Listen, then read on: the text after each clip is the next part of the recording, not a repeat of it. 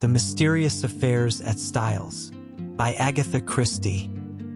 Chapter 12. The Last Link. Poirot's abrupt departure had intrigued us all greatly. Sunday morning wore away, and still he did not reappear. But about 3 o'clock a ferocious and prolonged hooting outside drove us to the window to see Poirot alighting from a car, accompanied by Jap and Summerhay. The little man was transformed. He radiated an absurd complacency. He bowed with exaggerated respect to Mary Cavendish. "Madam, I have your permission to hold a little réunion in the salon? It is necessary for everyone to attend." Mary smiled sadly. "You know, Monsieur Poirot, that you have carte blanche in every way. You are too amiable, madam." Still beaming, Poirot marshaled us all into the drawing room, bringing forward chairs as he did so. "Miss Howard here, Mademoiselle Cynthia, Monsieur Lawrence, the good Dorcas, and Annie. Bien. We must delay our proceedings a few minutes until Mr. Inglethorpe arrives. I have sent him a note." Miss Howard rose immediately from her seat. "If that man comes into the house, I leave it." "No, no." Poirot went up to her and pleaded in a low voice. Finally, Miss Howard consented to return to her chair. A few minutes later, Alfred Inglethorpe entered the room. The company once assembled, Poirot rose from his seat with the air of a popular lecturer and bowed politely to his audience. "Messieurs, mesdames, as you all know, I was called in by Monsieur John Cavendish to investigate this case. I at once examined the bedroom of the deceased which, by the advice of the doctors, had been kept locked, and was consequently exactly as it had been when the tragedy occurred. I found, first, a fragment of green material. Second, a stain on the carpet near the window, still damp. Thirdly, an empty box of bromide powders. To take the fragment of green material first, I found it caught in the bolt of the communicating door between that room and the adjoining one occupied by Mademoiselle Cynthia. I handed the fragment over to the police, who did not consider it of much importance. Nor did they recognize it for what it was: a piece torn from a Greenland armlet. There was a little stir of excitement. Now there was only one person at Styles who worked on the land, Mrs. Cavendish. Therefore, it must have been Mrs. Cavendish who entered the deceased's room through the door communicating with Mademoiselle Cynthia's room. "But that door was bolted on the inside," I cried. "When I examined the room, yes. But in the first place, we have only her word for it, since it was she who tried that particular door and reported it fastened. In the ensuing confusion, she would have had ample opportunity to shoot the bolt across. I took an early opportunity of verifying my conjectures. To begin with, the fragment corresponds exactly with a tear in Mrs. Cavendish's armlet. Also, at the inquest, Mrs. Cavendish declared that she had heard, from her own room, the fall of the table by the bed. I took an early opportunity of testing that statement by stationing my friend Monsieur Hastings in the left wing of the building, just outside Mrs. Cavendish's door. I myself, in company with the police, went to the deceased's room, and whilst there I, apparently accidentally, knocked over the table in question, but found that, as I had expected, Monsieur Hastings had heard no sound at all. This confirmed my belief that Mrs. Cavendish was not speaking the truth when she declared that she had been dressing in her room at the time of the tragedy. In fact, I was convinced that, far from having been in her own room, Mrs. Cavendish was actually in the deceased's room when the alarm was given. I shot a quick glance at Mary. She was very pale but smiling. I proceeded to reason on that assumption. Mrs. Cavendish is in her mother-in-law's room. We will say that she is seeking for something and has not yet found it. Suddenly, Mrs. Inglethorpe awakens and is seized with an alarming paroxysm. She flings out her arm, overturning the bed table, and then pulls desperately at the bell. Mrs. Cavendish, startled, drops her candle, scattering the grease on the carpet. She picks it up, and retreats quickly to Mademoiselle Cynthia's room, closing the door behind her. She hurries out into the passage, for the servants must not find her where she is. But it is too late. Already footsteps are echoing along the gallery which connects the two wings. What can she do? Quick as thought, she hurries back to the young girl's room and starts shaking her awake. The hastily aroused household come trooping down the passage. They are all busily battering at Mrs. Inglethorpe's door. It occurs to nobody that Mrs. Cavendish has not arrived with the rest. But, and this is significant, I can find no one who saw her come from the other wing. He looked at Mary Cavendish. "Am I right, madam?" She bowed her head. "Quite right, monsieur. You understand that if I had thought I would do my husband any good by revealing these facts, I would have done so. But it did not seem to me to bear upon the question of his guilt or innocence." "In a sense, that is correct, madam. But it cleared my mind of many misconceptions and left me free to see other facts in their true significance." "The will!" cried Lawrence. "Then it was you, Mary, who destroyed the will?" She shook her head, and Poirot shook his also. "No," he said quietly. "There is only one person who could possibly have destroyed that will. Mrs. Inglethorpe herself." "Impossible!" I exclaimed. She had only made it out that very afternoon. "Nevertheless, mon ami, it was Mrs. Inglethorpe, because in no other way can you account for the fact that, on one of the hottest days of the year, Mrs. Inglethorpe ordered a fire to be lighted in her room." I gave a gasp. What idiots we had been never to think of that fire as being incongruous. Poirot was continuing. "The temperature on that day, messrs, was 80 degrees in the shade. Yet Mrs. Inglethorpe ordered a fire. Why? Because she wished to destroy something and could think of no other way. You will remember that, in consequence of the war economics practiced at Styles, no waste paper was thrown away. There was therefore no means of destroying a thick document such as a will. The moment I heard of a fire being lighted in Mrs. Inglethorpe's room, I leaped to the conclusion that it was to destroy some important document, possibly a will. So the discovery of the charred fragment in the grate was no surprise to me. I did not, of course, know at the time that the will in question had only been made this afternoon, and I will admit that, when I learnt that fact, I fell into a grievous error. I came to the conclusion that Mrs. Inglethorpe's determination to destroy her will arose as a direct consequence of the quarrel she had that afternoon, and that therefore the quarrel took place after, and not before the making of the will. Here, as we know, I was wrong, and I was forced to abandon that idea. I faced the problem from a new standpoint. Now, at 4 o'clock, Dorcas overheard her mistress saying angrily, "You need not think that any fear of publicity or scandal between husband and wife will deter me." I conjectured, and conjectured rightly, that these words were addressed, not to her husband, but to Mr. John Cavendish. At 5 o'clock, an hour later, she uses almost the same words, but the standpoint is different. She admits to Dorcas, "I don't know what to do. Scandal between husband and wife is a dreadful thing."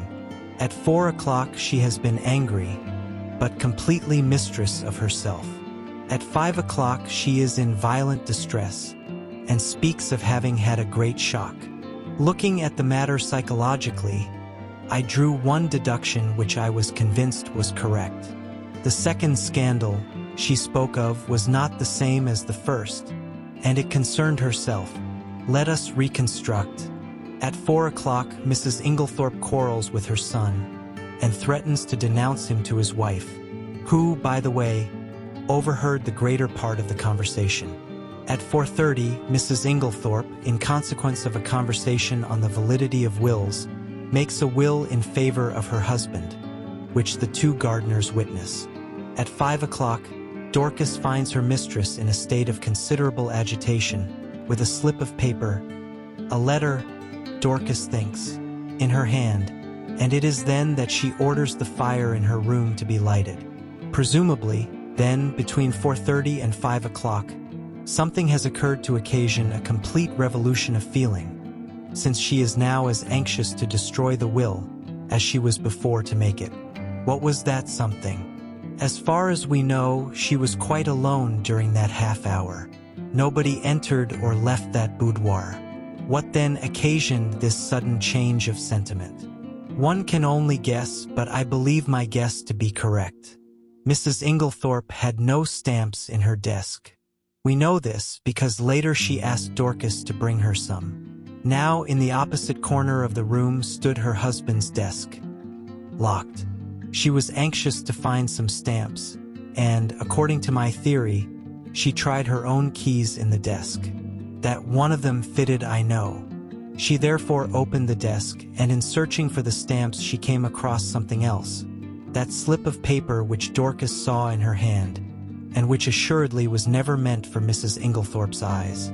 On the other hand, Mrs. Cavendish believed that the slip of paper to which her mother-in-law clung so tenaciously was a written proof of her own husband's infidelity. She demanded it from Mrs. Inglethorpe, who assured her, quite truly, that it had nothing to do with that matter. Mrs. Cavendish did not believe her. She thought that Mrs. Inglethorpe was shielding her stepson.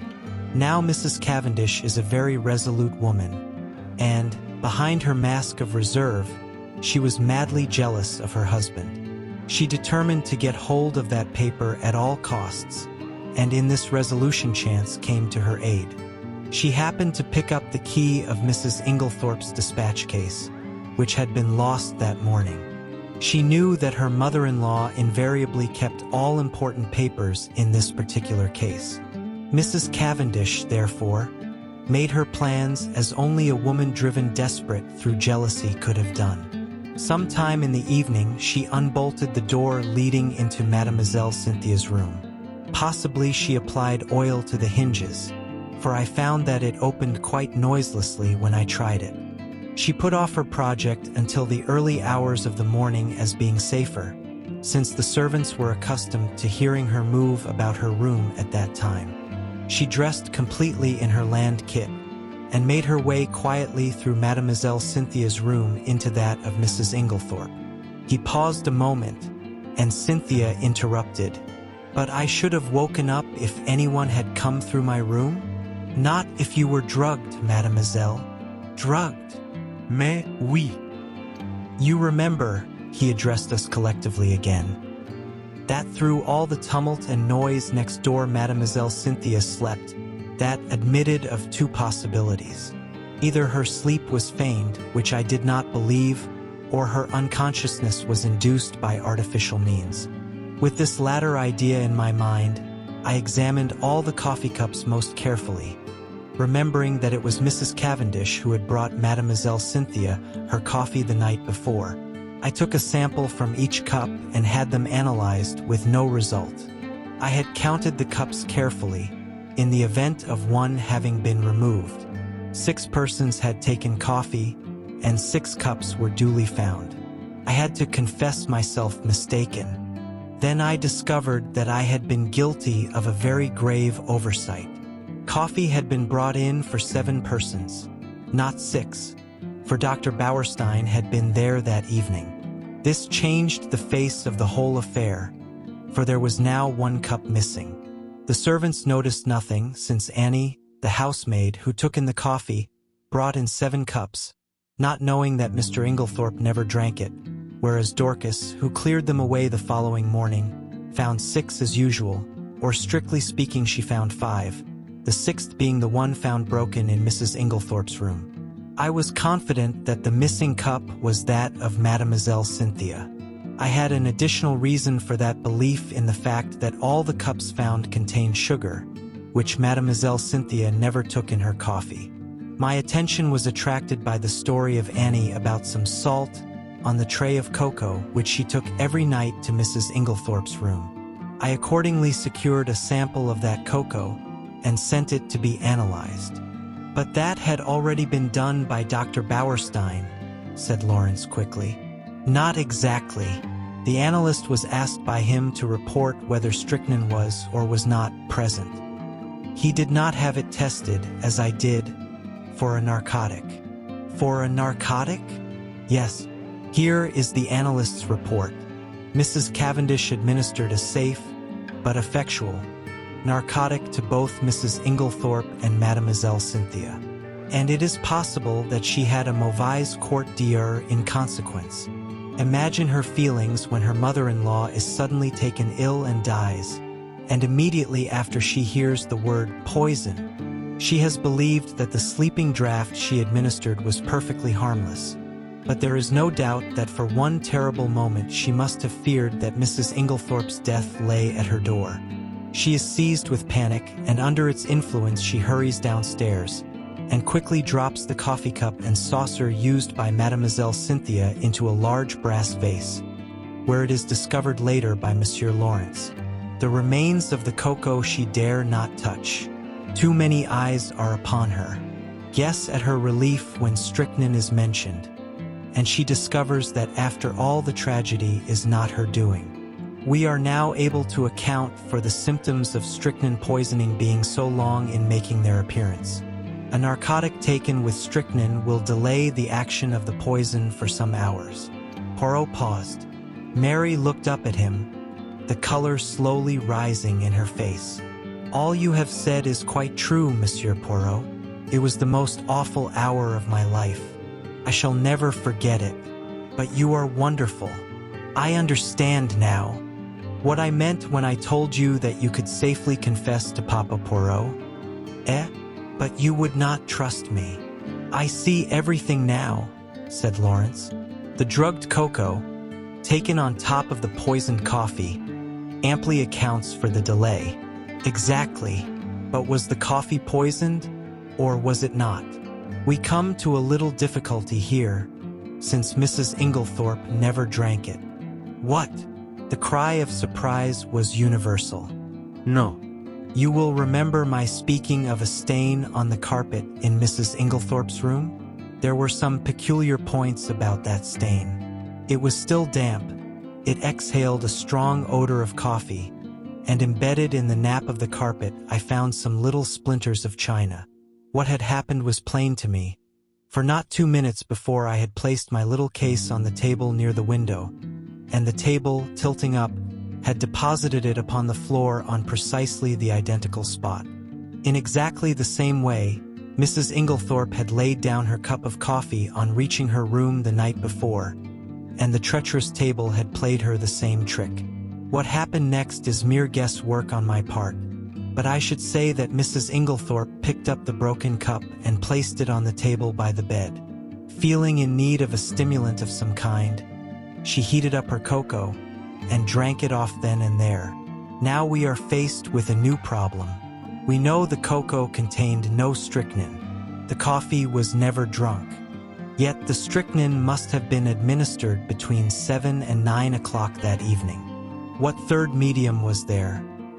A medium so suitable for disguising the taste of strychnine that it is extraordinary no one has thought of it. Poirot looked round the room and then answered himself impressively. Her medicine! Do you mean that the murderer introduced the strychnine into her tonic? I cried. There was no need to introduce it. It was already there in the mixture. The strychnine that killed Mrs. Inglethorpe was the identical strychnine prescribed by Dr. Wilkins. To make that clear to you, I will read you an extract from a book on dispensing which I found in the dispensary of the Red Cross Hospital at Tadminster. The following prescription has become famous in textbooks. Strychnine sulf, potass bromide, aquad, fiat mistura. This solution deposits in a few hours the greater part of the strychnine salt as an insoluble bromide in transparent crystals. A lady in England lost her life by taking a similar mixture. The precipitated strychnine collected at the bottom, and in taking the last dose she swallowed nearly all of it. Now there was, of course, no bromide in Dr. Wilkins' prescription, but you will remember that I mentioned an empty box of bromide powders. 1 or 2 of those powders introduced into the full bottle of medicine would effectually precipitate the strychnine, as the book describes, and cause it to be taken in the last dose. You will learn later that the person who usually poured out Mrs. Inglethorpe's medicine was always extremely careful not to shake the bottle, but to leave the sediment at the bottom of it undisturbed. Throughout the case, there have been evidences that the tragedy was intended to take place on Monday evening.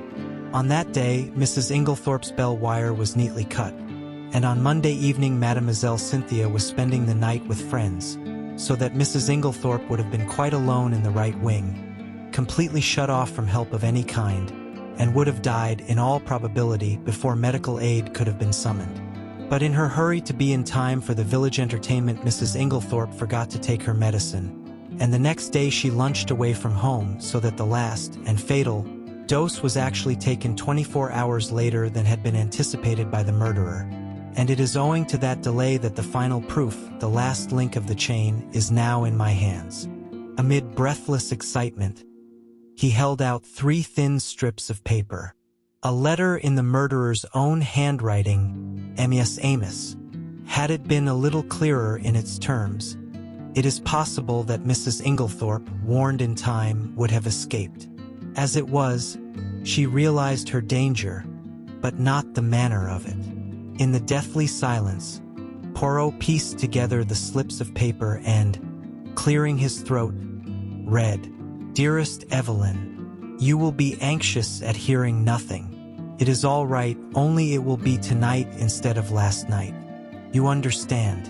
There's a good time coming once the old woman is dead and out of the way. No one can possibly bring home the crime to me. That idea of yours about the bromides was a stroke of genius. But we must be very circumspect. A false step. Here, my friends." The letter breaks off. Doubtless the writer was interrupted. But there can be no question as to his identity. We all know this handwriting, and a howl that was almost a scream broke the silence. "You devil! How did you get it?" A chair was overturned. Poirot skipped nimbly aside. A quick movement on his part, and his assailant fell with a crash. "Messrs, mesdames," said Poirot with a flourish. "Let me introduce you to the murderer, Mr. Alfred Inglethorpe." Like, share, comment, subscribe for more. Thank you.